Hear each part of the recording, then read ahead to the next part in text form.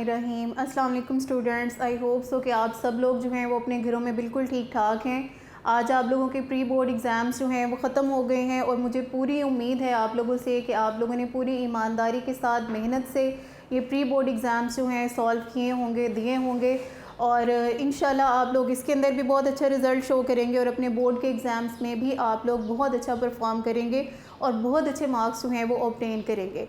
अगर आप लोगों ने अभी तक आपकी कोई कमी रह गई है तो उसको जो है वो प्लीज़ आप जो आपके रिमेनिंग डेज़ हैं पेपर की डेट अनाउंस होने में, उसमें आप लोग जल्दी से उसको कवर अप कर लें। कोई आपको कन्फ्यूजन है तो we are always available for you. आप हमसे कांटेक्ट कर सकते हैं, आप हमसे पूछ सकते हैं, आप हमारे पास आ सकते हैं। ठीक है, तो आप लोगों ने अपनी तरफ से कोई भी कमी जो है वो अपने पेपर में नहीं छोड़नी है।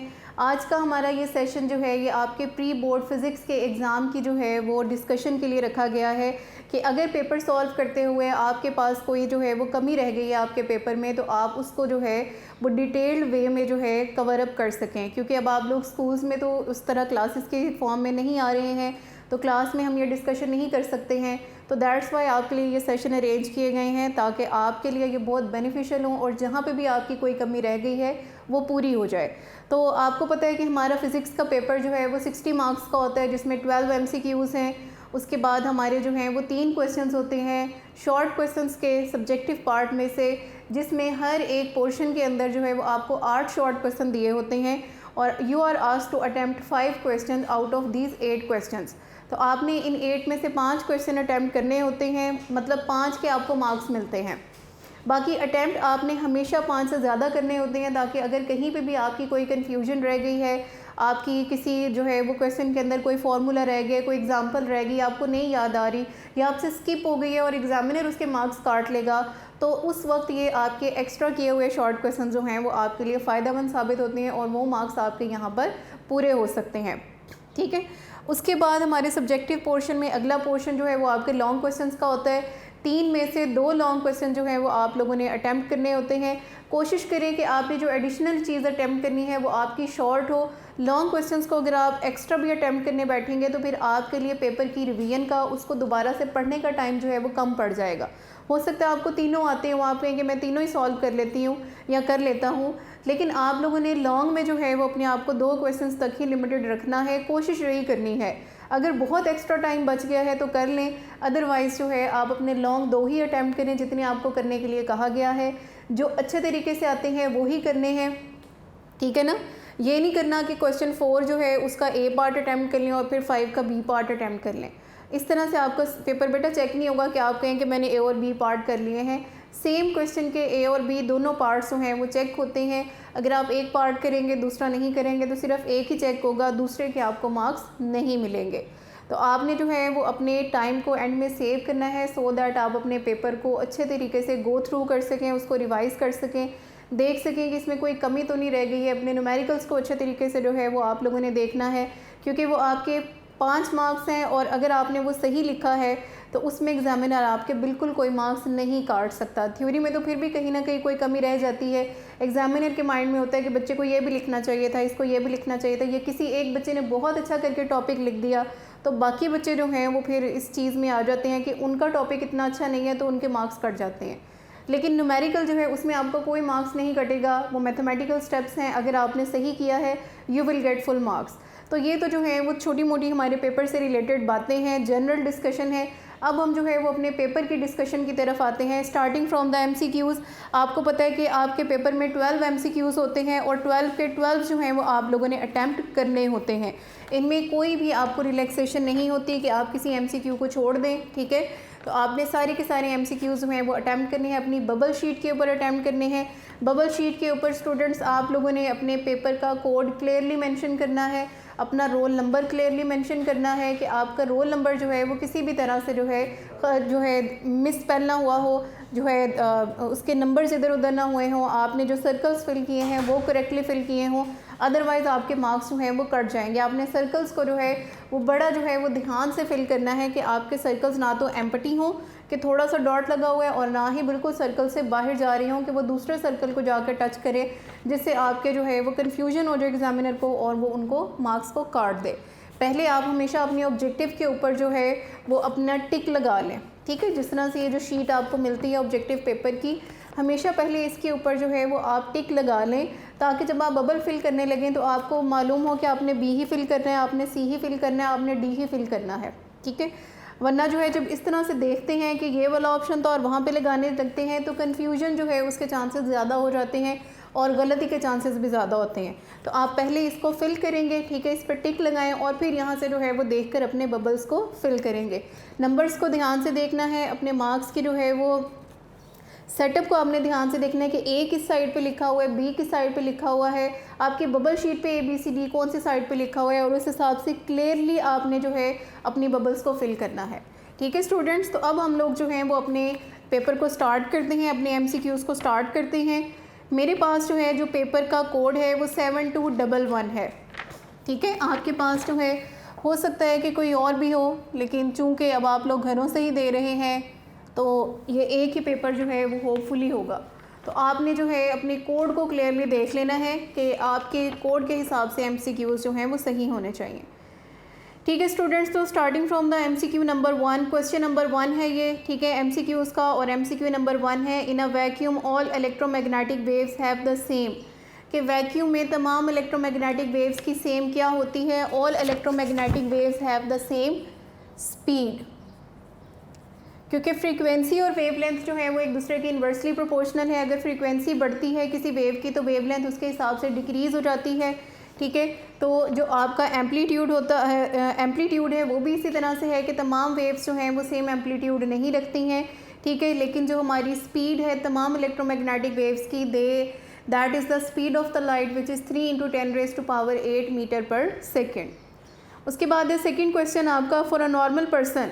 अब ये ध्यान रखिएगा कि ये नॉर्मल पर्सन की बात हो रही है, ये किसी ऐसे पर्सन की बात नहीं हो रही जिसके ईयर डिफेक्टेड हैं, या कोई ओल्ड पर्सन की बात नहीं हो रही है। अगर वो किसी ओल्ड पर्सन की बात करेंगे तो फिर आपने उसके लिहाज से अपनी रेंज को देखना है, और अगर नॉर्मल का वर्ड लिख दिया गया है तो फिर आपने नॉर्मल के लिहाज से ही अपने MCQs को देखना है। तो Audible frequency range of sound waves lies between, तो नॉर्मल पर्सन के लिए स्टूडेंट्स ये रेंज हमारी कितनी होती है, 20 हर्ट्ज़ टू 20 किलो हर्ट्ज़, और ये हमारा ऑप्शन जो है that is option number B option जो है वो हमारा करेक्ट होगा। 20 हर्ट्ज़ से 20,000 हर्ट्ज़ तक नॉर्मल पर्सन की ऑडिबल फ्रीक्वेंसी रेंज है। उसके बाद थर्ड है जी, the index of refraction depends on. अब हमें पता है कि रिफ्रैक्शन किसकी वजह से होती है, it is due to the difference in the speed in different medium, और स्पीड किस चीज़ की, लाइट की। लाइट की स्पीड डिफरेंट मीडियम्स में डिफरेंट होने की वजह से लाइट जो है वो अपने ओरिजिनल पाथ से बेंड होती है, जिस फिनोमिना को हम नाम देते हैं रिफ्रैक्शन का, ठीक है। तो इंडेक्स ऑफ रिफ्रैक्शन जो है वो किस चीज़ पर डिपेंड करता है, it depends on the speed of light in different mediums. जितनी स्पीड ऑफ लाइट में चेंज आता जाएगा आपकी जो बेंडिंग ऑफ लाइट है वो भी उतनी ही ज़्यादा होती रहेगी, ठीक है। तो ये जो है इसका कौन सा ऑप्शन ठीक होगा, बी ऑप्शन जो है वो करेक्ट होगा, which is the speed of light. Index of refraction जो है वो स्पीड ऑफ लाइट पर डिपेंडेंट है। फोर्थ MCQ है, the speed of light in water is. Speed of light की वैल्यू जो है एयर में सबसे ज़्यादा होती है, which is 3 × 10⁸ meter per second. Solid में, लिक्विड्स में ये स्पीड जो है वो कॉन्टीन्यूसली आपकी रिड्यूस होती जाती है, ठीक है। तो उसने जो है वो आपसे पूछा है कि वाटर में, वाटर इज़ अ लिक्विड, और वाटर में जो है जो स्पीड ऑफ लाइट होती है that is 2.3 × 10⁸ meter per second. अच्छा स्टूडेंट्स, अब यहाँ पर बच्चे जो हैं वो कंफ्यूज हो जाते हैं। एक MCQ में 2.3 10⁸ है और एक में 10⁻⁻8 है। तो आपको जो है वो अपनी जनरल जो है वो आपने अपनी सेंस को यूज़ करना है, कॉमन सेंस को यूज़ करना है कि लाइट जो है वो बहुत स्पीड में ट्रैवल करती है। अगर -8 हो तो वो तो वैल्यू बहुत स्मॉल हो जाएगी, ठीक है ना। तो आपने खुद ही अपने ये चीज़ ध्यान में रखनी है कि लाइट चूँकि बहुत ज़्यादा स्पीड के साथ ट्रैवल करती है तो इसकी पावर जो है वो पॉजिटिव होगी। तो 2.3 × 10⁸ मीटर पर सेकेंड होगी हमारे पास speed of light in water. उसके बाद एक capacitance is defined as. Capacitance को हम किस तरह से डिफाइन करते हैं, ये चार्ज से पोटेंशियल डिफरेंस की रेशो होती है। Capacitance ability of the capacitor to store charge, ठीक है। और अपनी क्वांटिटीज़ की टर्म्स में हम इसको किस तरह से कहते हैं, C = Q/V, ठीक है। Q = CV आप लोगों ने पढ़ा है। अगर आपको वैसे जो है वो एग्जैक्ट जो है वो नहीं याद आ रहा है, इसका बी ऑप्शन करेक्ट होगा। Q is equal to C V, तो यहाँ से आप C की वैल्यू निकाल सकते हैं, C is equal to Q divided by V। ठीक हो गया स्टूडेंट्स। तो चार्ज से पोटेंशियल डिफरेंस की जो रेशो है that is known as the capacitance. 6 है, when we double the voltage in a simple electric circuit we double the, ठीक है। तो इसमें जो है वो कहते हैं कि जब आप वोल्टेज को डबल करते हैं तो आप करंट, पावर, रेजिस्टेंस में से कौन सी क्वांटिटी जो है उसको डबल कर रहे होते हैं, ठीक है। तो students from Ohm's law we know that V is equal to I R, या हम कह सकते हैं V is proportional to I। तो V is proportional to I है, इसका मतलब है कि जितना आप वोल्टेज को बढ़ाएंगे, ठीक है, उतना ही आपका करंट जो है वो प्रोपोर्शन में बढ़ जाएगा। तो इसका मतलब है कि आपका करंट जो है वो बढ़ेगा इस सर्किट के अंदर, ठीक है। तो अगर आप जो है वो अपनी वोल्टेज को डबल कर देंगे तो आपका करंट भी क्या हो जाएगा, डबल हो जाएगा। तो ए ऑप्शन जो है हमारा इसका ठीक होगा, विच इज़ करंट, ठीक है। ये ऑप्शन जो है वो हमारा ठीक होगा। उसके बाद है जी हमारे पास 7th MCQ है, what is the voltage across 6 ohm resistor when 3 ampere of current passes through it. अब वोल्टेज को फाइंड करने के लिए फॉर्मूला हमने अभी जो है वो लिखा है, V is equal to I R. Current की वैल्यू हमारे पास गिवन है जी कितनी, 3 एम्पेयर, और रेजिस्टेंस की वैल्यू हमें गिवन है 6 ओम। तो आप इसमें वैल्यू पुट करें 6 इंटू 3, तो voltage will be equal to 18 volts हो जाएगा।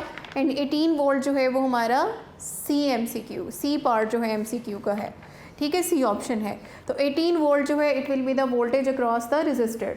उसके बाद 8th MCQ है, the direction of induced EMF in a circuit is in accordance with conservation of mass, charge, momentum या एनर्जी, ठीक है। तो ये आपको पता है कि एनर्जी है, क्योंकि अकॉर्डिंग टू लेंजेस लॉ हमने कहा था कि ये जो EMF इंड्यूस होता है इसकी जो डायरेक्शन नेगेटिव में आती है करंट की, ये किस वजह से है, ये कंजर्वेशन ऑफ एनर्जी की वजह से है कि अगर ये डायरेक्शन जो है वो इस तरह से रिवर्स ना हो तो एनर्जी जो है वो कॉन्टीन्यूसली जनरेट होती रहे, which is against the law of conservation of energy. तो ये एनर्जी जो है वो हाथ की मूवमेंट से आती है कि जब आप हाथ को मूव करवाते हैं, ठीक है, तो आपकी मैग्नेट को मूव करवाएं या कॉइल को, तो number of field lines change होती हैं, उनके चेंज होने की वजह से एक करंट इंड्यूस होता है और वो हमेशा अपने कॉज को अपोज करता है। तो it is in accordance with the law of conservation of energy. D part जो है वो इसका ठीक होगा, विच इज़ एनर्जी। मैं ऑप्शंस लिख साथ इसलिए रही हूँ कि अगर बाय चांस किसी का कोड जो है वो डिफरेंट है तो और जो है वो आंसर्स देख के उसको आइडिया हो जाएगा कि ये कौन से MCQ की बात हो रही है। वैसे तो सबका सेम होगा बिकॉज ऑनलाइन पेपर है। उसके बाद है जी हमारे पास MCQ नंबर 9 है, the output of NAND gate is 0। NAND gate जो है it is the opposite of AND gate, ठीक है, it is the inversion of AND gate. AND gate जो है उसकी आउटपुट 1 कब होती है, जब आपकी दोनों इनपुट 1 हो, अदरवाइज़ वो 0 रहती है। और जब आप इसको इन्वर्ट कर देंगे तो ये आउटपुट जो है उसने क्या कहा है कि 0 कब होगी, जब दोनों 1 होंगी, अदरवाइज़ ऑल तमाम सिचुएशंस के लिए जो है ये हमारी आउटपुट क्या रहेगी, 0 रहेगी। तो इसमें जो है आपका both of its inputs are 1 भी है और any of its input is 1 भी है। तो आपने इस चीज़ का ख्याल रखना है, एनी का मतलब एक भी हो सकता है, ठीक है। तो आपने दोनों इनपुट्स का जो है वो 1 होना ज़रूरी है, तो ही NAND गेट की आउटपुट 0 होगी। तो बी ऑप्शन जो है वो इसका ठीक होगा, which is both of its inputs are 1। दोनों इनपुट्स 1 होंगी तो ही जो है आपकी NAND गेट की आउटपुट 0 होगी। उसके बाद not get is also called, not gate जो है वो चूँकि इन्वर्जन का फंक्शन परफॉर्म करता है तो इसको हम नाम देते हैं इन्वर्टर का। उसके बाद 11th MCQ, from which of the following we can get information about almost about everything. तो इट इज़ द इंटरनेट, जिससे आप दुनिया के हर सब्जेक्ट से रिलेटेड, दुनिया के हर टॉपिक से रिलेटेड इन्फॉर्मेशन जो है वो हासिल कर सकते हैं, इधर फ्रॉम स्पोर्ट्स, इधर फ्रॉम योर एंटरटेनमेंट, इधर फ्रॉम योर बुक्स। किसी भी किस्म का नॉलेज जो है वो अगर आपको चाहिए है किसी भी टॉपिक से रिलेटेड, ठीक है, किसी भी कंट्री से रिलेटेड, किसी भी रीजन से रिलेटेड, आपको हर चीज़ का नॉलेज जो है वो कहाँ से मिल सकता है, थ्रू इंटरनेट। देखिए कंप्यूटर से भी आप ले सकते हैं, लेकिन कंप्यूटर जब तक इंटरनेट के साथ अटैच नहीं होगा तब तक आपको वो वर्ल्ड वाइड इंफॉर्मेशन डिस्प्ले नहीं करेगा अपनी स्क्रीन के ऊपर, ठीक है। तो इसका आंसर क्या होगा, हमारे पास इंटरनेट होगा। तो इंटरनेट जो है उसके ज़रिए जो है वो आप दुनिया में किसी भी चीज़ से रिलेटेड इन्फॉर्मेशन जो है वो गेन कर सकते हैं। देन हमारा लास्ट MCQ है 12 MCQ। One of the isotope of uranium is U92-238। The number of neutrons in the isotope is. अब इसमें स्टूडेंट्स आप लोगों को पता है कि जो हमारा एटॉमिक मास नंबर होता है that is equal to atomic number plus neutron number. Capital A is atomic mass number, Z is atomic number and N is neutron numbers. अब जो चीज़ जो है जो सबस्क्रिप्ट में लिखी होती है सिंबल के वो हमारे एटॉमिक नंबर्स होते हैं, और जो सुपरस्क्रिप्ट मतलब सिंबल के ऊपर वाली साइड पे जो होगा वो सुपरस्क्रिप्ट होगा विच इज़ एटॉमिक मास, और जो नीचे वाली साइड पे होगा वो सबस्क्रिप्ट होगा which is the atomic number. Number भी आपको गिवन है, मास भी आपको गिवन है, तो इस इक्वेशन में वैल्यू पुट करके हम नंबर ऑफ न्यूट्रॉन्स की वैल्यू को फाइंड आउट कर सकते हैं। तो 238 इज़ द सुपरस्क्रिप्ट, सो ये एटॉमिक मास है क्योंकि जनरल रिप्रेजेंटेशन क्या होती है Z और ये A, ठीक है। X जो है वो कोई भी एक जनरल एलिमेंट है, Z is the atomic number and A is the atomic mass number. So 238 is equal to 92 plus N आपने फाइंड करना है, तो 238 minus 92 which will be equal to 146। तो बी ऑप्शन जो है वो स्टूडेंट्स हमारा ठीक होगा विच इज़ 146। तो number of neutrons inside the nucleus of the uranium isotope U92-238 will be 146 neutrons. तो ये जो है बेटा हमारे 12 MCQs हैं। ये 12 के 12 आप लोगों ने जो है वो सॉल्व करने हैं। इनमें आपको कोई रिलैक्सेशन नहीं होगी। इनमें आप देख लें मोस्टली जो है वो आपके एक्सरसाइजेस में से होंगे। कोई छोटा मोटा एक आधा न्यूमेरिकल आपको दिया जाता है, ठीक है, या जो है किसी टेबल से रिलेटेड जो है वो आपसे वैल्यू उठाकर पूछ ली जाती है। तो आपने स्टूडेंट्स किसी भी चीज़ को if you want to get full 12 marks तो आपने किसी भी चीज़ को स्किप नहीं करना।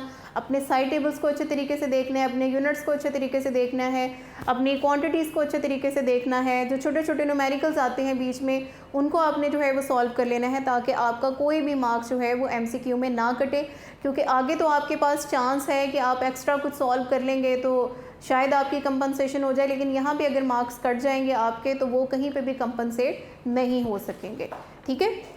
तो अब जो है बेटा आगे हमारी डिस्कशन जो है वो सब्जेक्टिव पोर्शन की तरफ जाएगी। ऑब्जेक्टिव पोर्शन जो है वो हमारा कंप्लीट हो गया। अब हम जो है वो मूव करते हैं towards the subjective part. Subjective part जो है it comprises of short questions and long questions. पहले हम जो है वो अपनी डिस्कशन स्टार्ट करेंगे शॉर्ट क्वेश्चन से। शॉर्ट क्वेश्चन जो है क्वेश्चन नंबर 2, क्वेश्चन नंबर 3 और क्वेश्चन नंबर 4 आपके पेपर में, इसको हम ज़रा सेपरेट कर लेते हैं। Question number 2, question number 3 and question number 4 ये जो है ये शॉर्ट क्वेश्चन से रिलेट करते हैं। Each of them carries 8 parts, ठीक है। हर क्वेश्चन के कितने पार्ट्स हैं? 8 पार्ट्स हैं, और इनमें से आपको मार्क्स कितने जो है मिलेंगे अटैम्प्ट करने के? 5, ठीक है। तो इन तीनों के अंदर जो है वो आपको 5 आउट ऑफ 8 पार्ट्स जो हैं वो अटैम्प्ट करने होते हैं, ठीक है। हर एक पार्ट जो है वो 10 मार्क्स कैरी करता है। 10 marks for question number 2, 10 marks for question number 3 and 10 marks for question number 4, ठीक है। तो 5 क्वेश्चंस को हर क्वेश्चन के 2 मार्क्स, तो 5 मल्टीप्लाइड बाई 2 इज़ 10। लेकिन to be on the safer side you will always attempt 6 to 7 short questions, ठीक है। अगर आपको जो है वो कोई भी कन्फ्यूजन हो रही है कि यहाँ पे मेरी कोई जो है वो एग्जांपल रह गई, अगर नहीं भी कन्फ्यूजन तो भी एटलीस्ट 1 शॉर्ट क्वेश्चन एक्स्ट्रा ज़रूर अटैम्प्ट किया करें, बिकॉज हो सकता है कि एग्जामिनर के माइंड में हो कि स्टूडेंट को इस शॉर्ट क्वेश्चन के साथ एक्स्ट्रा ये चीज़ भी लिखनी चाहिए थी, जो कि आपको तो नहीं पता कि एग्जामिनर का माइंड क्या चाहता है। तो इसलिए सेफ साइड पे रहने के लिए हमेशा एक एक्स्ट्रा क्वेश्चन आप अटैम्प्ट करेंगे, ठीक है। तो स्टार्ट करते हैं स्टूडेंट्स क्वेश्चन नंबर 2 से। सबसे पहला क्वेश्चन है जी हमारे पास, डिफाइन सिंपल हार्मोनिक मोशन।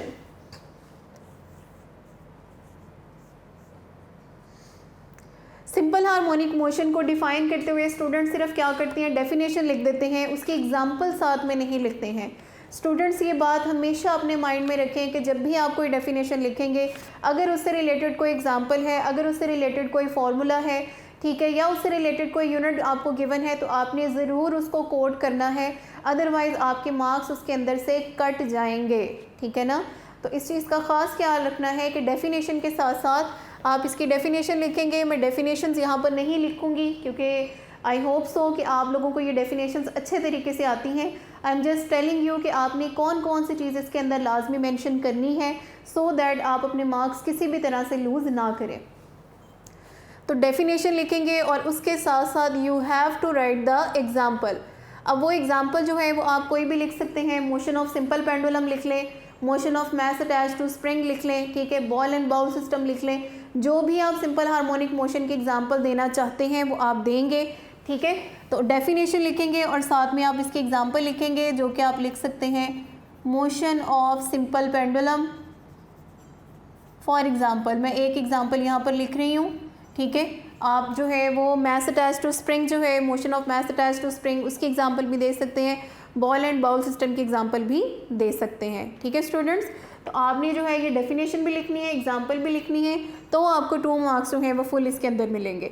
उसके बाद सेकंड पार्ट है जी हमारा define time period and frequency. तो टाइम पीरियड जो है, number the time required to complete one vibration is known as the time period, ठीक है। वाइब्रेशन क्या होती है, पूरा एक राउंड ट्रिप जो है वो आपकी मीन पोजीशन के इर्द गिर्द, that is called vibration. For example अगर सिंपल पेंडुलम की ही बात करें तो ये बॉल जो है ये अपनी मीन पोजीशन पे है, ये पहले अपनी इस ए पोजीशन पे जाएगी, ठीक है, उसके बाद ए से वापस आएगी ओ पे, उसके बाद ये बी पे जाएगी और बी से जब ये वापस ओ पे आएगी, ठीक है, ये स्टेप 1, ये स्टेप 2, ये स्टेप 3 और ये स्टेप 4। जब ये 4 स्टेप्स आपके कंप्लीट हो जाएंगे, मीन पोजीशन के इर्द गिर्द एक पूरा चक्कर कंप्लीट हो जाएगा, उसके बाद देखिए दोबारा से ये पहला स्टेप रिपीट होना शुरू हो जाएगा। तो रेपिटेशन से पहले तक जो आपका राउंड ट्रिप होगा वो आपकी वाइब्रेशन होगी और इस वाइब्रेशन को करने में आपको जो टाइम लगता है that is known as the time period. And time period जो है it is represented by capital T. इस चीज़ का ख्याल रखना है कि टाइम पीरियड का सिंबल कैपिटल टी है, small T is for the time. Time period होगा तो वो कैपिटल टी से रिप्रेजेंटेड होगा, ठीक है। उसके बाद हमारे पास दूसरी चीज़ उसने पूछी है फ्रीक्वेंसी। तो जितनी इस तरह की वाइब्रेशंस, ये एक पूरा चक्कर अपनी मेन पोजीशन के इर्द गिर्द, ये जितने आप 1 सेकंड में कंप्लीट कर लेंगे। स्टूडेंट्स 1 सेकंड का वर्ड इज़ वेरी इंपॉर्टेंट। अगर आप 1 सेकंड नहीं लिखेंगे तो फिर ये आपकी फ्रीक्वेंसी की जो है वो डेफिनेशन नहीं बनेगी, क्योंकि किसी भी टाइम में जो है वो फ्रीक्वेंसी नहीं है, 1 सेकंड में जो वाइब्रेशंस कंप्लीट हो रही हैं वो आपकी फ्रीक्वेंसी है, ठीक है। तो 1 सेकंड जो है वो यहाँ पर इंपॉर्टेंट है। Number of vibrations completed in 1 second is known as the frequency. और फ्रीक्वेंसी जो है it is the reciprocal of time period, कि टाइम पीरियड को 1 पे डिवाइड कर देंगे तो फ्रीक्वेंसी आ जाएगी आपके पास। और अगर आप यहाँ से इसका यूनिट भी लिखना चाहें तो आप लिख सकते हैं, टाइम जो है उसका यूनिट क्या होता है, सेकंड। ऐसा unit of time is second. तो 1/सेकंड which is per second which is equal to hertz, ठीक है। यूनिट लिख लें तो ठीक है, नहीं भी लिखेंगे तो इट इज़ ओके, ठीक है। इसमें आपके मार्क्स नहीं कटेंगे क्योंकि आपसे 2 चीज़ों की डेफिनेशन पूछी हुई है, तो अगर आप उनकी डेफिनेशन बिल्कुल ठीक लिख देते हैं तो आपको पूरे फुल मार्क्स जो हैं वो मिल जाएंगे, ठीक है। तो frequency is reciprocal of time period, ये चीज़ आप इसके अंदर जो है वो मेंशन करेंगे। उसके बाद बेटा थर्ड पार्ट है हमारे पास, how can you define the term wave. तो वेव क्या है, वेव एक डिस्टर्बेंस है, ठीक है। Wave is a disturbance in the particles of the medium, ठीक है, which undergo vibratory motion about their mean position in equal intervals of time, कि इक्वल टाइम इंटरवल गुजरने के बाद, ठीक है, आपके जो मीडियम के पार्टिकल्स हैं वो अपनी मेन पोजीशन के इर्द गिर्द वाइब्रेटरी मोशन जो है वो करते हैं। और ये जो वाइब्रेटरी मोशन है आपकी, ठीक है, ये जो डिस्टर्बेंस है, इस डिस्टर्बेंस को हम नाम देते हैं वेव का। तो आप वेव जो है, वेव क्या करती हैं, वेव कैरी करती हैं एनर्जी को from one place to the other through the disturbance in the medium. आप इसकी डेफिनेशन लिखेंगे और स्टूडेंट्स डेफिनेशन लिखने के बाद आपने इसके साथ एग्जाम्पल भी लाजमी लिखनी है। बहुत सारे बच्चे जो हैं वो सिर्फ ये डेफिनेशन लिखकर छोड़ देते हैं, एग्जाम्पल नहीं लिखते हैं। अब इसकी टाइप्स 2 हैं, मैकेनिकल वेव्स भी, इलेक्ट्रोमैग्नेटिक वेव्स भी। आप उनमें से किसी की भी एग्जाम्पल जो है वो इसके अंदर लिख सकते हैं। फॉर एग्ज़ाम्पल आप लिख दें साउंड वेव्स, और आप जो है इसके अंदर लाइट वेव्स भी लिख दें, कि आपकी जो है वो दोनों टाइप की वेव्स जो हैं वो इसके अंदर एग्जाम्पल में आ जाएंगी, ठीक है। तो डेफिनेशन लिखने के साथ साथ आप इसकी एग्जाम्पल भी लाजमी लिखेंगे कि ये जो है ये हमारे पास वेव्स हैं और साउंड वेव जो है वो एयर के पार्टिकल्स को डिस्टर्ब करते हुए या अगर सॉलिड या लिक्विड में से गुजरी है तो उनके पार्टिकल्स को डिस्टर्ब करते हुए साउंड एनर्जी को एक जगह से दूसरी जगह तक पहुंचा देती है। ठीक है स्टूडेंट्स, उसके बाद जो है हमारे पास है question number 4, what do you mean by intensity of sound, also right its unit. Intensity को हमने डिफ़ाइन करना है और इसके यूनिट के बारे में बताना है कि क्या होगा। अब स्टूडेंट्स, साउंड की इंटेंसिटी और साउंड इंटेंसिटी लेवल ये दो डिफरेंट क्वांटिटीज़ हैं। इंटेंसिटी लेवल पेपर में नहीं पूछा गया है, लेकिन मैं आपको बता रही हूँ कि बच्चे जो हैं वो इसमें कंफ्यूज हो जाते हैं। ठीक है, तो लेवल जो है वो हमेशा जो है वो आप किसी चीज़ से मेजर करके कोई लेवल लेंगे, ठीक है, तो उसमें आपकी रेफरेंस वैल्यूज़ आती हैं, तो आपका माइंड जो है वो इस तरह से आपने उसको सोच लेना है कि लेवल है तो किसी डिफरेंस की बात हो रही होगी, किसी चीज़ के हिसाब से हम इसको डिस्कस कर रहे होंगे। ठीक है, तो ये जो है वो L माइनस एल नॉट वाला फॉर्मूले की जो है वो बात हो रही है, वो लेवल है दो डिफरेंट इंटेंसिटीज़ के दरमियान में, लाउडनेस के लेवल्स के दरमियान में। तो सिंपल इंटेंसिटी क्या है, it is a sound energy passing per second. ठीक है, साउंड एनर्जी है जो कि 1 सेकेंड में पास हो रही है और कहाँ से पास हो रही है, through a unit area which is held perpendicular to the direction of propagation of waves. For example, ये हमारे पास यूनिट एरिया है, ठीक है, और ये जो है वो साउंड वेव जो है वो हमारी गुजर रही है। साउंड वेव, अब वेव जो है, जो साउंड है वो एनर्जी की एक किस्म है, तो जो साउंड पास हो रहा है इट मीन्स वो साउंड की एनर्जी ही पास हो रही है। ठीक है, ये एनर्जी जो 1 सेकेंड में इस यूनिट एरिया में से पास हो रही होगी, while this area is held perpendicular to this direction of propagation of waves.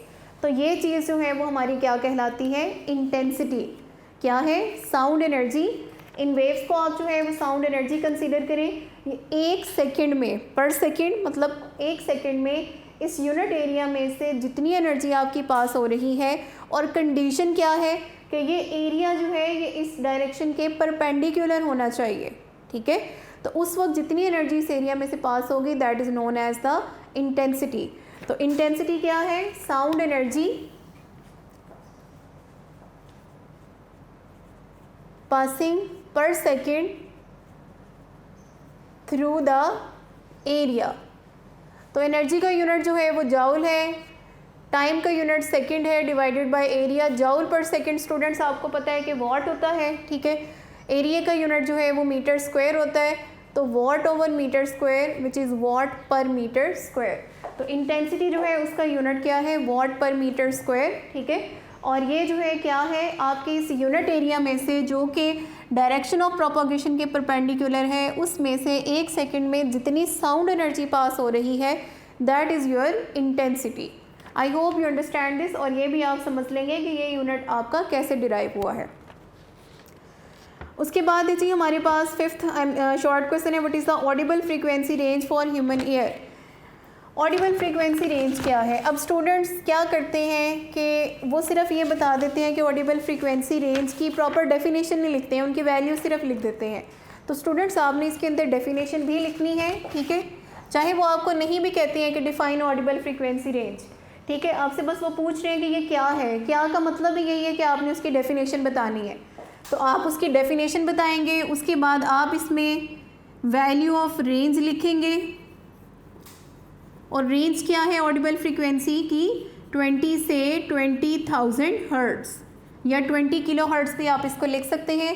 And then आप इसमें ये भी बताएंगे कि ये जो है ये एज के साथ चेंज होती है। ठीक है, क्योंकि इसमें जो है वो उन्होंने आपसे कुछ जो है सेपरेटली नहीं पूछा, तो you have to tell about everything, और शॉर्ट मैनर में पूरे के पूरे पैराग्राफ उठा के नहीं लिखने हैं। ठीक है, आप जस्ट डेफिनेशन लिखेंगे कि the range of frequencies which a human ear can hear is called audible frequency range. This range lies from 20 to 20,000 hertz, और फिर आप लिखेंगे it varies with age and old people can not hear frequencies above 15,000 hertz. Old people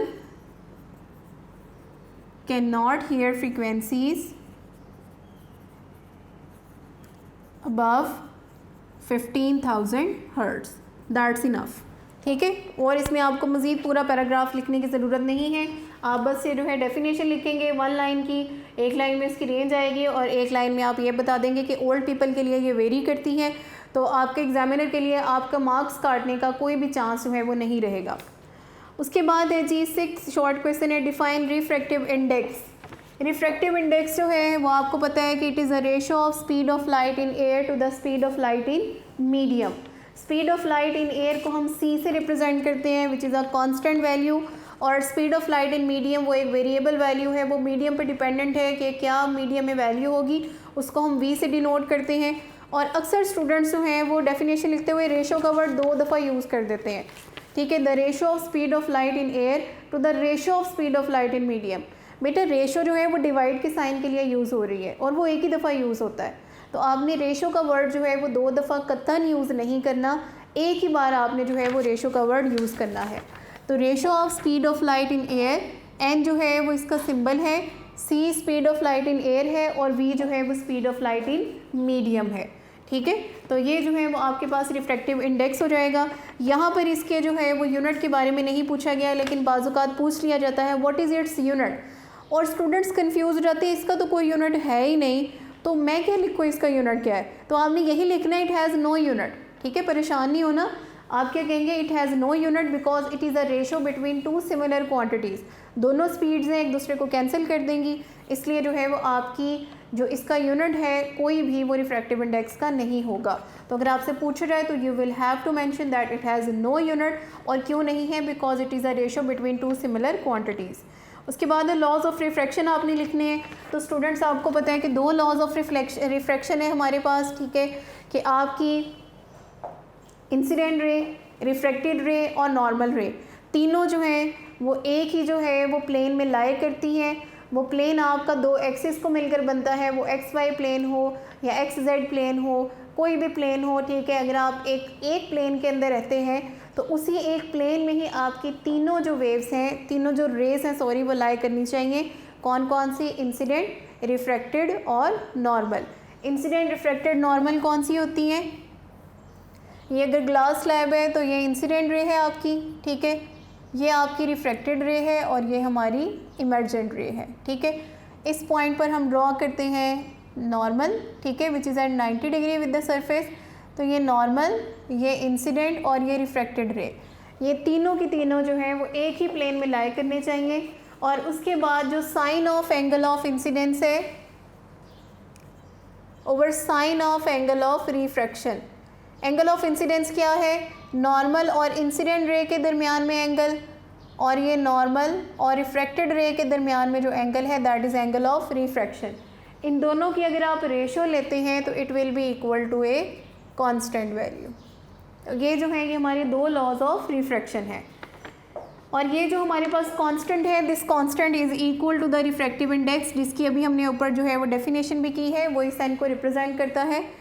उसके बाद हमारे पास है principal focus of concave mirror, और जो है 8th हमारे पास जो है वो पार्ट है, पहले शॉर्ट क्वेश्चन का हमारे, ठीक है, लास्ट पार्ट है। उसने क्या कहा है कि प्रिंसिपल फोकस क्या है कनकेव मिरर के लिए। तो आप लोगों ने पहले तो अपने माइंड में मिरर्स का और लेंसेज का एक मुकम्मल जो है वो डिफ्रेंसीशन रखनी है। आपको पता होना चाहिए कि मिरर है तो क्या बात हो रही है, लेंस है तो क्या बात हो रही है। जो बातें मिरर में कनकेव के लिए ट्रू हैं वो बातें लेंस में कॉन्वेक्स के लिए ट्रू हो जाती हैं, और जो बातें मिरर में कॉन्वेक्स के लिए ट्रू हैं वो हमारे पास लेंसेज में जाकर कनकेव के लिए ट्रू हो जाती हैं। मतलब जिस तरह का इमेज बनता है, जिस तरह का जो है वो इसके आगे आप ऑब्जेक्ट रखें, जिस तरह का फोकस है, जो इनकी फोकल लेंथ है, ठीक है, उनके साइंस वगैरह जो हैं ये एक दूसरे से कॉरेस्पॉन्ड करते हैं। तो कनकेव मिरर क्या होता है, ऐसा mirror whose inner curved surface is reflecting is known as a concave mirror. तो अगर आपके पास ये कनकेव मिरर है whose inner curved surface is reflecting, तो ये जो है इसका सेंटर है, पोल है, और पोल और सेंटर ऑफ कर्वेचर को, ये अगर इसका कर्वेचर है, इसको मिलाने वाली जो लाइन होगी that will be known as the principal axis. इसको हम क्या कहते हैं स्टूडेंट्स, प्रिंसिपल एक्सिस। तो light rays travelling parallel to the principal axis after reflection from the concave mirror. क्या है हमारे पास, पहले तो लाइट रेज हैं जो कि इस प्रिंसिपल एक्सिस के पैरेलल ट्रैवल कर रही हैं। Arrows are showing the direction of propagation, और आप देख सकते हैं कि ये पैरेलल हैं, ठीक है, इस प्रिंसिपल एक्सिस के। After reflection from the concave mirror, इस कनकेव मिरर से टकराती हैं और टकरा के रिफ्लेक्ट होती हैं, और रिफ्लेक्ट होने के बाद they meet at a point in front of the mirror. ये सब टकराती हैं और टकराने के बाद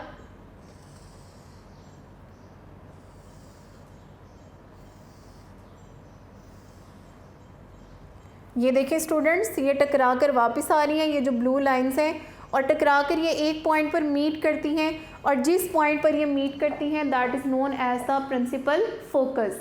अब ये देखें, चूँकि लाइट रेज एक पॉइंट पर आकर इकट्ठी हो रही हैं, कन्वर्ज हो रही हैं, that's why these mirrors are called converging mirrors. और ये देखें लाइट रेज एक्चुअल में इस पॉइंट पर आकर मीट कर रही हैं, तो this will be the real focus. अगर लाइट रेज एक्चुअल में मीट करेंगी तो this will be known as the real focus. ठीक है स्टूडेंट्स, तो ये रियल फोकस है क्योंकि लाइट रेज एक्चुअल में मीट कर रही हैं। तो आप इसकी डेफिनेशन लिख दें, इसके साथ ये डायग्राम बना दें, दैट्स इनफ। उसके बाद हम जो है वो स्टार्ट करेंगे अपना क्वेश्चन नंबर 3। इसके 8 पार्ट्स में से जो है वो आपने कम अज़ कम जो है 5 तो आपने लाजमी ही करने हैं ना, आपने ज़रूर कोशिश करनी है कि 6 या 7 पार्ट जो है वो आपने अटैम्प्ट करने हैं, सो दैट अगर आपके किसी भी क्वेश्चन में कोई कमी रह गई थी तो वो उस एक्स्ट्रा क्वेश्चन की वजह से आपके मार्क्स ना कटें। आपका पेपर स्टूडेंट्स बहुत इजी है, ठीक है, और मुझे पूरी उम्मीद है कि आप लोगों ने बहुत अच्छा ये पेपर जो है वो सॉल्व किया होगा। क्वेश्चन नंबर 3 सब्जेक्टिव पार्ट में हम चलते हैं जी क्वेश्चन नंबर 3 की तरफ, और इसका जो है वो पहला पार्ट हम डिस्कस करते हैं, which is resistance and its unit ohm. आपने रेजिस्टेंस को डिफ़ाइन करना है और इसके यूनिट को डिफ़ाइन करना है। आपको पता है कि स्टूडेंट्स जब हमारे मटेरियल्स में से जो है वो करंट पास होता है तो मटेरियल्स के अंदर इलेक्ट्रॉन्स के साथ साथ जो हैं वो एटम्स भी पाए जाते हैं, और वो एटम्स जो हैं वो उन इलेक्ट्रॉन्स को मूव करने में हिंड्रेंस प्रोवाइड करते हैं। ये जो अपोजिशन जो है वो फ्लो ऑफ करंट को ऑफर होती है ड्यू टू द मटेरियल, उसको हम नाम देते हैं रेजिस्टेंस का। और ये प्रॉपर्टी है सब्सटेंस की, the property of a substance which offers opposition to the flow of current through it. और ये किसकी वजह से होती है? It is due to the collisions of atoms with the collisions of electrons with the atoms of the conductor. और electrons कौन से? Free electrons. जैसे ये देखें, अगर आपके पास जो है ये एक छोटा सा सॉलिड का हम मटेरियल जो है वो ड्रॉ करें तो यहाँ पर एटम्स जो हैं वो मौजूद होंगे या टाइटली पैक होते हैं, ठीक है। तो इनके अंदर जो है वो इलेक्ट्रॉन्स जो हैं वो मूव करते हैं। लेट्स सपोज अगर हमने इसको पोटेंशियल डिफरेंस अप्लाई किया हुआ है तो ये एक स्पेसिफिक डायरेक्शन में मूव करेंगे। तो अपनी इस मूवमेंट के दौरान ये एटम्स जो होते हैं इनको हिंड्रेंस या अपोजिशन प्रोवाइड करते हैं, और इस अपोजिशन को हम नाम देते हैं रेजिस्टेंस का। और ये रेजिस्टेंस क्यों है? Due to the collisions of the free electrons with the atoms of the conductor. उसके बाद हमने इसके यूनिट को डिफाइन करना है। रेजिस्टेंस जो है वो किसकी इक्वल होती है? आप इसका फॉर्मूला जो है वो लिख सकते हैं, R is equal to V/I, ठीक है। आप ये जो है इसकी डेफिनेशन लिखेंगे, डायग्राम बनाना ज़रूरी नहीं है, ये आपको समझाने के लिए आप इसकी डेफिनेशन लिखें। आप इसके जो है वो फार्मूले की वैल्यू लिखें, फार्मूला लिखें R is equal to V/I। Voltage से करंट की रेशो जो है वो रेजिस्टेंस है। और फिर उसके बाद आप इसका यूनिट देखें, वोल्टेज का यूनिट क्या होता है? पोटेंशियल डिफरेंस का यूनिट वोल्ट, और करंट का यूनिट क्या होता है? एम्पेयर। तो volt per ampere which is equal to ohm, ठीक है। रेजिस्टेंस का यूनिट जो है वो ओहम है, और रेजिस्टेंस जो है वो 1 ओहम कब होगी? जब 1 वोल्ट का पोटेंशियल डिफरेंस आप सप्लाई करेंगे और 1 एम्पेयर का करंट जो है वो आपके सर्किट में से फ्लो करेगा, ठीक है। मतलब इसके एंड्स पे अगर आपने जो पोटेंशियल डिफरेंस अप्लाई किया हुआ है if that is of 1 volt और इसकी वजह से इसके अंदर जो करंट गुजर रहा है वो 1 एम्पेयर है, तो इस वक्त इसकी जो रेजिस्टेंस होगी that will be equal to 1 ohm. तो आपने इसकी क्वांटिटी को भी डिफ़ाइन करना है, यूनिट को भी डिफ़ाइन करना है। उसके बाद इलेक्ट्रिक पावर को आपने डिफ़ाइन करना है, उसका फॉर्मूला भी लिखना है और यूनिट भी लिखना है। अगर बेटा वो आपको सिर्फ ये कह देते ना डिफ़ाइन इलेक्ट्रिक पावर और ना कहते कि इसका यूनिट और फार्मूला लिखे, तब भी आपने फार्मूला और यूनिट लिखना है, अदरवाइज़ आपके मार्क्स कट जाएंगे, ठीक है। तो इलेक्ट्रिक पावर क्या होती है? P is equal to W/T in simple language, ठीक है। आम जो है हमारे सर्किट्स होते हैं, इलेक्ट्रिकल सर्किट्स के अलावा आम लाइफ में हम क्या कहते हैं? Energy delivered per unit time is known as power. लेकिन अगर हम जो है वो अपनी इलेक्ट्रिकल पावर की बात करेंगे कि इलेक्ट्रिकल पावर क्या चीज़ होती है, तो वो एनर्जी जो करंट डिलीवर करता है इन यूनिट टाइम में, ठीक है। The energy delivered by current in unit time is known as electric power. और वो इलेक्ट्रिक पावर जो है इलेक्ट्रिसिटी की टर्म्स में जो हमारी एनर्जी होती है that is equal to QV divided by T। तो ये जो है हमारे पास पावर का फॉर्मूला होगा। अगर आपको ये नहीं याद रह रहा तो आप इसकी जगह पे P is equal to IV which is the simplest formula, इसको भी कोट कर सकते हैं। और फिर आप जो है वो इसका यूनिट लिखेंगे, आपने या ये फार्मूला लिखना है या ये, ठीक है। ये इलेक्ट्रिकल पावर को जो है वो इंडिकेट कर रहा है क्योंकि चार्ज और पोटेंशियल जो है वो इलेक्ट्रिकल क्वांटिटीज़ हैं, ठीक है, और करंट और वोल्टेज भी इलेक्ट्रिकल क्वांटिटीज़ हैं। इसका यूनिट जो है दैट इज़ वॉट। तो ये सारी चीज़ें जो हैं वो आपने इसके अंदर लिखनी है। उसके बाद है what do you know about thermistors. Thermistors जो हैं बेटा ये आपका नॉन ओहमिक जो है वो एक मटेरियल है, और नॉन ओहमिक मटेरियल्स कौन से होते हैं, which do not obey Ohm's law, ठीक है, जो ओहम्स लॉ को ओबे नहीं करते हैं। तो थर्मिस्टर्स क्या है, थर्मिस्टर्स के रजिस्टर्स हैं जो कि थर्म पे डिपेंडेंट है, और थर्म किसको बोलते हैं, हीट को बोलते हैं, ठीक है। तो थर्मिस्टर्स क्या है, they are heat dependent resistor. इनका नेगेटिव टेम्परेचर जो है वो कोफिशिएंट होता है, और नेगेटिव टेम्परेचर कोफिशिएंट होने का क्या मतलब है कि as you increase the temperature their resistance will decrease. आम सिचुएशंस में क्या होता है, टेम्परेचर बढ़ेगा रेजिस्टेंस भी बढ़ेगी, लेकिन ये चूंकि जो है ये नॉन ओहमिक है, तो अगर आप इनका टेम्परेचर बढ़ाएंगे तो इनकी रेजिस्टेंस डिक्रीज़ होना शुरू हो जाएगी। नेगेटिव इनका टेम्परेचर कोफिशिएंट है क्योंकि ज़्यादा इलेक्ट्रॉन्स जो हैं वो कंडक्शन के लिए अवेलेबल हो जाते हैं। इसके साथ साथ आप थर्मिस्टर का ग्राफ जो है वो भी ड्रॉ कर सकते हैं इसके साथ, कि आपकी जो है वो वोल्टेज और करंट जो है वो एक दूसरे के साथ प्रोपोर्शन में इंक्रीज़ या डिक्रीज़ नहीं हो रहे हैं। उसके बाद है जी हमारे पास फोर्थ पार्ट है इलेक्ट्रोमैग्नेटिक इंडक्शन। इलेक्ट्रोमैग्नेटिक इंडक्शन का क्या फिनोमिना है, जिसमें आप EMF इंड्यूस करते हैं by changing the number of magnetic field of lines passing through the coil. आपके पास जो इम्पॉर्टेंट चीज़ यहाँ पर है वो क्या है, changing the number of magnetic lines of force. अगर ये magnetic lines of force change हो रही हैं थ्रू एनी मीन्स, चाहे मैग्नेट को मूव करने से चाहे कॉइल को मूव करने से, अगर ये आपकी चेंज हो रही हैं तो इट मीन्स कि आपका जो सर्किट है, ठीक है, उसके अंदर EMF इंड्यूस हो रहा है कॉइल में, और अगर ये चेंज नहीं हो रही तो आपका EMF इंड्यूस नहीं होगा। उसके बाद स्टूडेंट्स हमारे पास है state the rule to find north and south poles of a current carrying solenoid. Solenoid के लिए आपको पता है कि आपने अगर रूल जो है वो लिखना है, ये हमारे पास एक सोलिनॉइड है, ठीक है,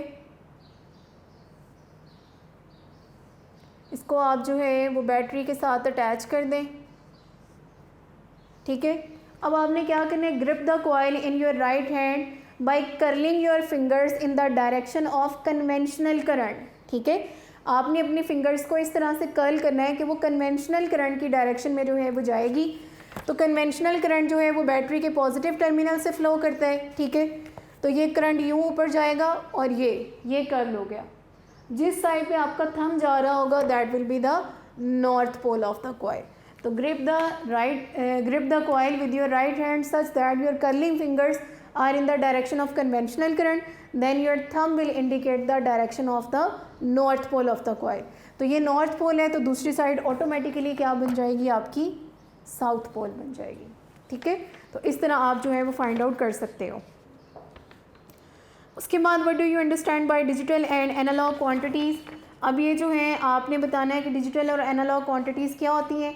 अगर वो आपसे कहते हैं कि डिफरेंस करें तो आप लाइन लगा के लिखते हैं, लेकिन डिफरेंस का वर्ड जो है वो यूज़ नहीं किया गया, तो आप उसको सिंपल जो है वो डेफिनेशंस की फॉर्म में भी लिख सकते हैं।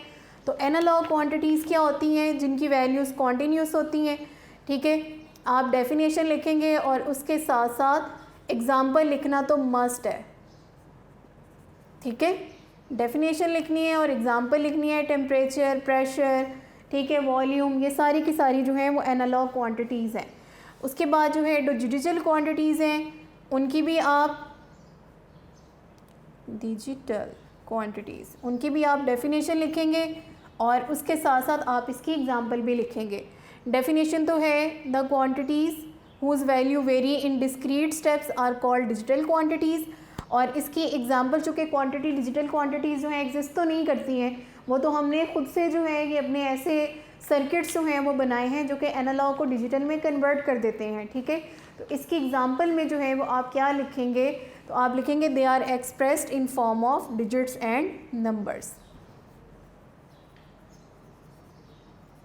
They are expressed in form of digits and numbers. ठीक है, जिस तरह एनालॉग क्वांटिटीज़ एग्जिस्ट करती हैं, डिजिटल क्वांटिटीज़ इस तरह एग्जिस्ट नहीं करती। हम एनालॉग की सैम्पलिंग करके उनको जो है वो डिजिटल में कन्वर्ट करते हैं। तो आप इसके एग्जांपल में क्या लिख देंगे कि इनको आप डिजिट्स और नंबर्स की फॉर्म में जो है वो इन क्वांटिटीज़ को रिप्रेजेंट करते हैं। उसके बाद है NOR gate is universal gate, write it symbol and truth table. आपने नॉर गेट का सिंबल बताना है और ट्रुथ टेबल बताना है कि क्या होगा। जी तो स्टूडेंट्स, नॉर गेट जो है it is formed by coupling the output of AND gate with NOT gate. ठीक है, हमारे पास जो है वो एक एंड गेट है, उसकी आउटपुट को आप कपल कर देते हैं एक नॉट गेट के साथ, तो ये बन जाएगा हमारा नॉर गेट।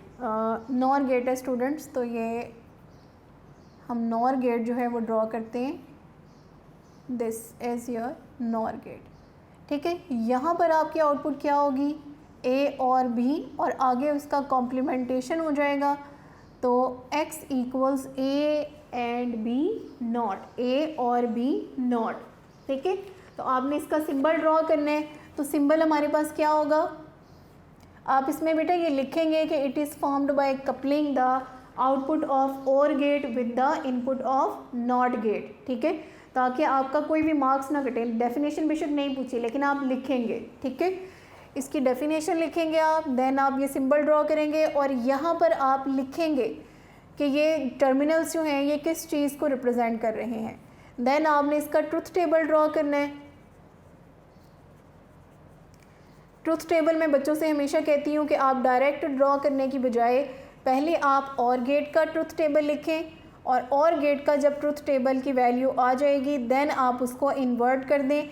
इस तरह से आपके एरर के चांसेस जो हैं वो मिनिमाइज़ हो जाएंगे। ठीक है स्टूडेंट्स, तो हमारे पास ए इनपुट जो है वो 0, बी इनपुट भी 0, 0 1, इसको 1 कर दें, इसको 0 कर दें, या दोनों को 1 कर दें। ये 4 पॉसिबल स्टेट्स होती हैं जब 2 नंबर ऑफ़ इनपुट्स होती हैं, आपने इनको ऐड करना है। ठीक है, और का फंक्शन जो है वो बेसिकली एडिशन है, तो 0 + 0 इज़ 0, 0 + 1 इज़ 1, 1 + 0 इज़ 1, 1 + 1 इज़ 2। लेकिन बाइनरी में चूँकि सिर्फ 0 और 1 दो ही वेरिएबल्स होते हैं, इसलिए जो है वो आप यहाँ पर इसको डिवाइड करके 1 लिखेंगे। ठीक है, और जो आपका रिमाइंडर 0 आ रहा है उसको आप इग्नोर कर देंगे। तो अब आपने इसको इन्वर्ट कर देना, 0 है तो 1 हो जाएगा, 1 है तो 0 0 और ये 0 हो जाएगा। तो इस तरीके से एरर के चांसेस जो है वो आपके कम हो जाएंगे। अगर आप जो है वो डायरेक्ट लिखते हैं इन इनपुट से ही आउटपुट, तो फिर उसमें गलती का चांस जो है वो ज़्यादा होता है। उसके बाद है how does LDR work. LDR students क्या है, LDR ये हमारा लास्ट पार्ट है क्वेश्चन नंबर 3 का। LDR is a light dependent register. ठीक है, LDR क्या है, लाइट डिपेंडेंट रजिस्टर। इसकी रेजिस्टेंस जो है वो लाइट पर डिपेंड करती है। ठीक है, और ये स्विच के तौर पर एक्ट कर सकता है, विच जब आपकी इसके LDR के ऊपर लाइट पड़ रही होती है तो इसकी रेजिस्टेंस कम हो जाती है। रेजिस्टेंस कम हो जाएगी तो ये करंट को पास होने देगा और it will act as a closed switch. ठीक है, तो क्या होता है, लाइट जब इसके ऊपर पड़ती है तो ये क्या होती है, इसकी रेजिस्टेंस डिक्रीज़ हो जाती है and it acts as closed switch. एक क्लोज स्विच के तौर पर जो है ये एक्ट करेगा। और अगर जो है ये डार्कनेस में पड़ा होगा तो इसका ऑपोजिट हो जाएगा, रेजिस्टेंस जो है वो आपकी इंक्रीज़ हो जाएगी। उस केस में जब रेजिस्टेंस इंक्रीज़ हो जाएगी तो उसकी वजह से आपका सर्किट जो है वो करंट के फ़्लो को स्टॉप कर देगा। जब करंट का फ़्लो स्टॉप हो जाएगा तो आपकी आउटपुट टर्मिनल पे जो है वो स्टेट ऑफ स्विच क्या हो जाएगी, 0 हो जाएगी। ठीक है, तो ये स्विच के तौर पर एक्ट हो सकता है विच इज़ क्लोज्ड। क्लोज्ड का मतलब होता है 1, व्हेन इल्यूमिनेटेड मतलब जब ये लाइट में है तो ये इल्यूमिनेटेड है, इसकी रेजिस्टेंस कम है और ये जो है क्लोज स्विच के तौर पे एक्ट हो रहा है। एंड ओपन इन डार्क, और ओपन स्टेट का मतलब है कि 0 स्टेट है और वो कब आएगी, जब इसकी रेजिस्टेंस ज़्यादा हो जाएगी, ये करंट को फ्लो नहीं करने देगा। ठीक है, तो ये हमारे 2 क्वेश्चन जो हैं वो यहाँ पर कंप्लीट हो गए हैं। उसके बाद जो है अब हम अपने जो हमारा सब्जेक्टिव पोर्शन है उसके तीसरे पार्ट की तरफ चलते हैं, जो कि क्वेश्चन नंबर 4 है।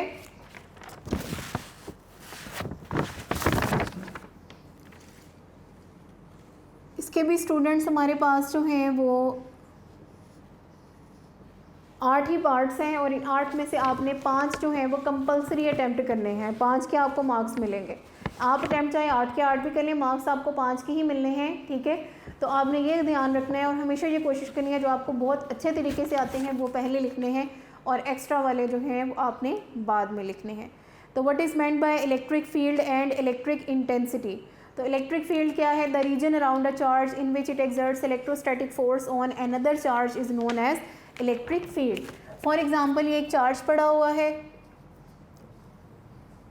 ठीक है। आप इसके लेट्स सपोज इतने पोर्शन में जो है अगर कोई चार्ज लेकर आते हैं तो ये जो है चार्ज इसके इलेक्ट्रिक फील्ड को जो है इसकी फोर्स को जो है वो एक्सपीरियंस करता है, अट्रैक्शन या रिपल्शन। यहाँ पे सेम चार्जेस हैं तो रिपल्शन हो रही होगी। इस रीजन के बाहर अगर आप हैं तो ये चार्ज इस चार्ज पे कोई फोर्स एक्सर्ट नहीं करता। तो जितने रीजन में एक चार्ज दूसरे चार्ज के ऊपर फोर्स एक्सर्ट करता है that is the electric field. और इंटेंसिटी क्या है? ये चार्ज जितनी फोर्स इसकी वजह से एक्सपीरियंस करेगा, ठीक है।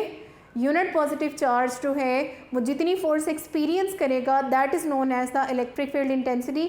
The strength of electric field, इस चार्ज की वजह से जो इलेक्ट्रिक फील्ड जनरेट हुई है उसकी जितनी स्ट्रेंथ है, ठीक है, वो हमारी क्या कहलाती है? इंटेंसिटी। तो इंटेंसिटी क्या है? फोर्स एक्टिंग पर यूनिट चार्ज। एक यूनिट चार्ज जितनी फोर्स को एक्सपीरियंस कर रहा है, ठीक है, that is known as the electric field intensity. और इसका यूनिट जो है वो आप साथ में लिखेंगे, फोर्स का यूनिट न्यूटन और चार्ज का यूनिट कूलम, तो इट इज़ न्यूटन पर कूलम। उसके बाद है जी स्टूडेंट्स हमारे पास डिफाइन वोल्ट। आपने वोल्ट को डिफाइन करना है, ठीक है स्टूडेंट्स। तो नेक्स्ट हमारे पास जो क्वेश्चन है वोल्ट है। वोल्ट जो है वो पोटेंशियल डिफरेंस का यूनिट है।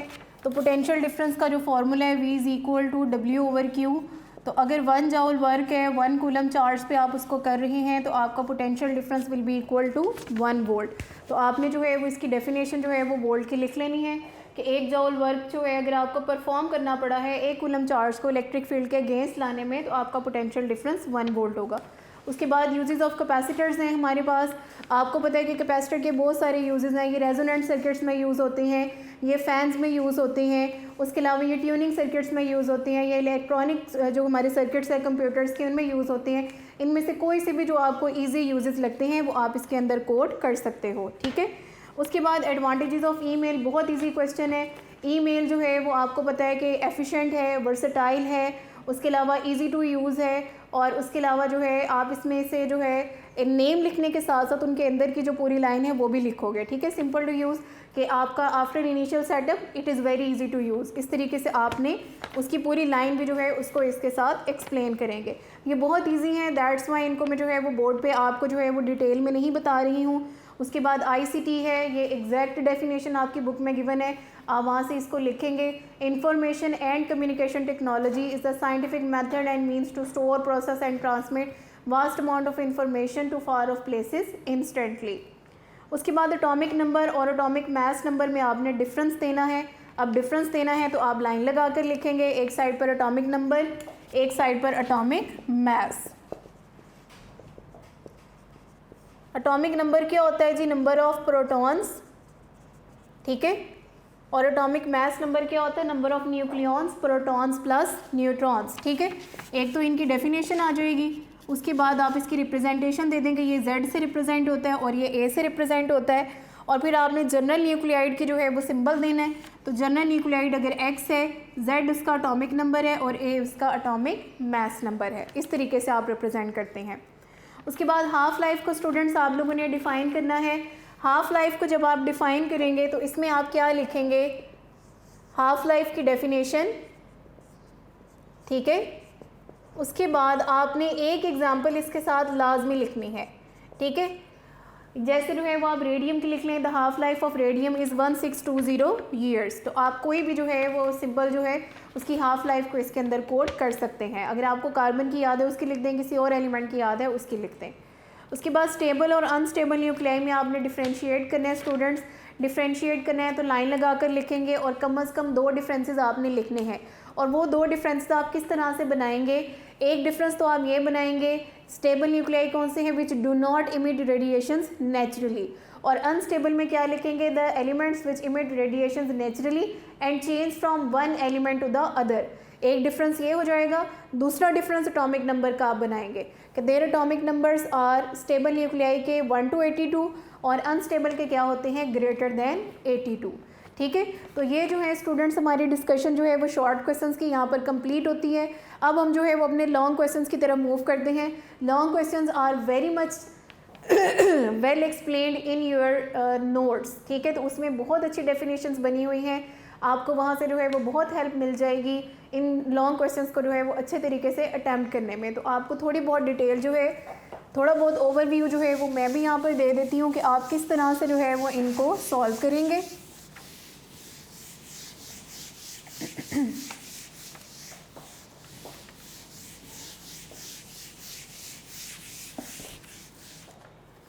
चलिए जी, तो पार्ट्स 2 जो है उसमें आपके 3 क्वेश्चन हैं, उसमें आपने 2 अटैम्प्ट करने हैं, 3 out of 2। हर क्वेश्चन के 2 पार्ट हैं, ए और B part. A part theory से रिलेटेड है, बी पार्ट न्यूमेरिकल से रिलेटेड है। तो पहला आपका क्वेश्चन है जी, question number 5, how capacitors are connected in parallel. तो आपने जो है ये पैरेलल कम्बिनेशन के बारे में जो है वो लिखना है कि पैरेलल कम्बिनेशन क्या है और फिर आपने इसकी करैक्टरिस्टिक्स बतानी है। तो आपने क्या करना है, सबसे पहले तो जो डेफिनेशन है इस सर्किट की, ठीक है, कि आप तमाम लेफ़्ट प्लेट्स को बैटरी के पॉजिटिव से, तमाम राइट प्लेट्स को बैटरी के नेगेटिव से अटैच कर देंगे, या आपने लिख लेना है। उसके बाद जो है वो आप नेक्स्ट हेडिंग देंगे सर्किट डायग्राम की। आप इसके अंदर सर्किट डायग्राम ड्रॉ करेंगे। उसके बाद आप हेडिंग देंगे करैक्टरिस्टिक्स की। ठीक है, करैक्टरिस्टिक्स में आप जो है वो पहले लिखेंगे वोल्टेज या पोटेंशियल डिफरेंस, जो भी आप लिखना चाहते हैं वो आप वर्ड यूज़ कर सकते हैं। उसके बाद जो है वो आप चार्ज की हेडिंग देंगे और उसके बाद आप हेडिंग देंगे इक्विवेलेंट कैपेसिटेंस की।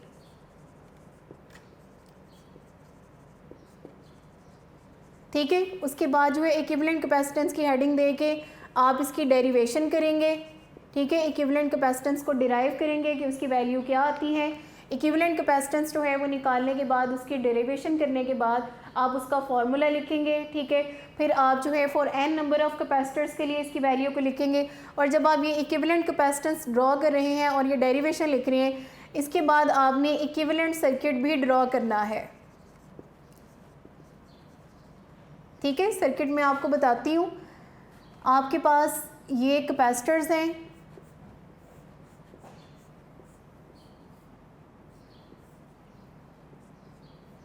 ठीक है, ये पॉजिटिव साइड है बैटरी की, ये नेगेटिव है। अगर आप स्विच लगाना चाहते हैं तो वो आप लगा देंगे। इसकी कैपेसिटेंस C1, C2, C3 तीनों के क्रॉस वोल्टेज सेम होगा। इसमें चार्ज होगा Q1, इसमें चार्ज होगा Q2 और इसमें चार्ज होगा Q3। तो आपने इसको क्लियरली मेंशन करना है, लेबल करना है, plus minus plus minus plus minus. Plus वाली प्लेट पे पॉजिटिव चार्ज और नेगेटिव वाली प्लेट पे नेगेटिव चार्ज। फिर ये इक्विवेलेंट सर्किट क्या होगा, जिसमें आप तीनों कैपेसिटर्स को सिर्फ एक ही कैपेसिटर से जो है वो रिप्लेस कर देंगे, विच रिप्रेजेंट C इक्विवेलेंट। ठीक है, और उसके बाद इसका लास्ट पॉइंट जो है वो आप इसमें लिख देंगे कि पैरेलल कम्बिनेशन की इक्विवेलेंट कैपेसिटेंस हमेशा जो है वो किसी भी इंडिविजुअल कैपेसिटर के कंपैरिजन में ज़्यादा होगी। ठीक है, तो इस तरीके से आपने ये सारी हेडिंग्स बनाकर इसके अंदर देकर तो अपना ये लॉन्ग क्वेश्चन कंप्लीट करना है। उसके बाद स्टूडेंट्स हमारे पास बी पार्ट न्यूमेरिकल है। ठीक है, आपने बताना है कि इंटेंसिटी ऑफ साउंड क्या है। इंटेंसिटी लेवल आपको जो है, साउंड लेवल आपको गिवन है। तो आपका जो है न्यूमेरिकल के आपको पता है कि 5 मार्क्स होते हैं। 1 नंबर डेटा लिखने का,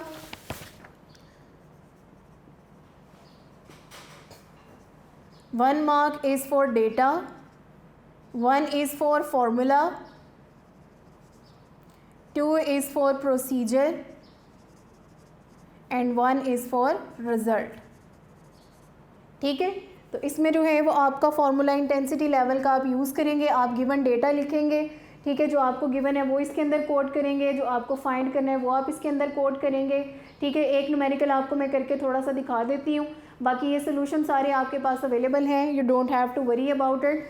तो गिवन हमारे पास क्या है, गिवन हमारे पास स्टूडेंट एक ही चीज़ है, वो इंटेंसिटी लेवल है L-L0 विच इज़ 80 dB, और रेफरेंस इंटेंसिटी आपको खुद लिखनी पड़ेगी वॉट पर मीटर स्क्वायर, ठीक है। ये गिवन डेटा है। फाइंड आपने क्या करना है, फाइंड आपने इंटेंसिटी आई करनी है, और सोल्यूशन में आप जाएंगे, आप इसका जो है वो फार्मूला लिखेंगे 10 log ऑफ I/I0। देन इसका जो है वो आप पूरा सोल्यूशन करेंगे, और फिर उस सोल्यूशन के बाद आप रिज़ल्ट लिखेंगे, जो भी आपकी वैल्यू रिज़ल्ट में आएगी उसको आपने एक प्रॉपर सेंटेंस की फॉर्म में जो है वो लिखना है। तो अगर आप ये सारे स्टेप्स जो हैं वो अच्छे तरीके से परफॉर्म करते हैं तो आपको फुल मार्क्स जो हैं वो इसके मिल जाएंगे, ठीक है स्टूडेंट्स। उसके बाद हमारे पास है एक्सप्लेन और ऑपरेशन। आपने और ऑपरेशन को एक्सप्लेन करना है, ये बहुत डिटेल में और अच्छे तरीके से आपके नोट्स में जो है वो लिखा गया है। आप इसकी डेफिनेशन लिखेंगे, आप इसकी सर्किट डायग्राम ड्रॉ करेंगे, आप इसकी स्विचिंग स्टेट्स के बारे में लिखेंगे, ठीक है। देन उसके बाद स्विचिंग स्टेट्स के बाद आप इसका टेबल ड्रॉ करेंगे, फिर आप और गेट को लिखेंगे, गेट का सिंबल ड्रॉ करेंगे, गेट का ट्रुथ टेबल ड्रॉ करेंगे, एंड देन उसके रिज़ल्ट को एक्सप्लेन करेंगे। तो ये बहुत अच्छा टॉपिक हमारे नोट्स में गिवन है, तो वहाँ से आप इसको कंसल्ट करके अपने टॉपिक को बहुत इम्प्रूव करके लिख सकते हो। उसके बाद कॉन्वेक्स लेंस और फोकल लेंथ 6 सेंटीमीटर है। अब कॉन्वेक्स लेंस है तो इसकी फोकल लेंथ पॉजिटिव होगी, साइंस का ख्याल रखेंगे, और वर्चुअल इमेज है मतलब क्यू नेगेटिव होगा, ठीक है। इमेज वर्चुअल है तो उसका डिस्टेंस नेगेटिव लिया जाता है, और वो 3 टाइम्स है, तो क्यू जो है that is equal to -3p। p जो है वो ऑब्जेक्ट के साइज से 3 टाइम्स है, ठीक है, और माइनस का साइन क्या शो करता है कि ये वर्चुअल इमेज है, और फोकल लेंथ आपकी पॉजिटिव होगी, ठीक है। आपने फाइंड क्या करना है, where must the lens be placed, मतलब p फाइंड करना है आपने। आप 1/f is equal to 1/p plus 1/q का फॉर्मूला लगाएंगे और अपने न्यूमेरिकल को सॉल्व कर लेंगे।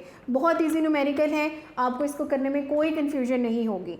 उसके बाद लास्ट पार्ट है जी हमारे पास question number 7, state Joule's law और explain the energy dissipation in resistance.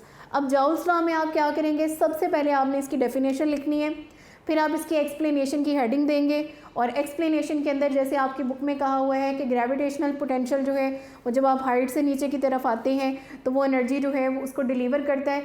Similarly जब आपका चार्ज हायर पोटेंशियल से लोअर पोटेंशियल की तरफ आता है तो वो इलेक्ट्रिकल एनर्जी को डिलीवर करता है, ठीक है। ये सारी चीज़ें आप एक्सप्लेनेशन में लिखेंगे। देन आप इसकी डेरिवेशन में जाएंगे। डेरिवेशन में आप बताएंगे कि आपके पास 2 पॉइंट्स हैं, they are at different potential, उनकी इतनी एनर्जी है, जब 1 कूलम चार्ज फ्लो करता है, जब Q कूलम चार्ज फ्लो करेगा तो ये एनर्जी होगी। उसकी पूरी डेरिवेशन करेंगे, इसका फॉर्मूला डिराइव करेंगे, एंड देन एंड में आप इसके यूजेस को कोड करेंगे कि इसके क्या यूजेस हैं। और हमारा जो न्यूमेरिकल है स्टूडेंट्स वो हाफ लाइफ से रिलेटेड है। इसका जो बी पार्ट है कि आपका जो है हाफ लाइफ 5.25 ईयर्स है। आपने बताना है कि कितनी फ्रैक्शन रह जाएगी। फ्रैक्शन मतलब जो रिमेनिंग है वो ओरिजिनल के लिहाज से कितना रह जाएगा, मतलब कि आपने फाइंड करना है n/n0। तो हमारे पास जो है स्टूडेंट्स फॉर्मूला क्या होता है,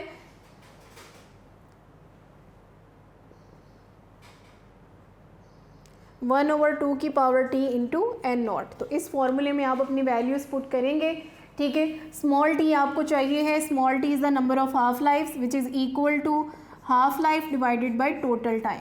तो आपको हाफ लाइफ भी गिवन है, टोटल टाइम भी गिवन है, आप स्मॉल t निकालेंगे, उसको यहाँ पर पुट करेंगे, और ये n/n0 की रेशो जो है ये आपके पास आ जाएगी।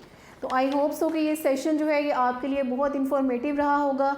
आपको जो कन्फ्यूजन्स थी अपने पेपर में कि इस क्वेश्चन में मुझे क्या लिखना है क्या नहीं लिखना, कैसे अटैम्प्ट करना है, वो सब आपकी दूर हो गई होंगी। स्टिल अगर आपकी कोई भी क्वेरी है तो आप जो है you are free to ask me, you are free to ask your teachers.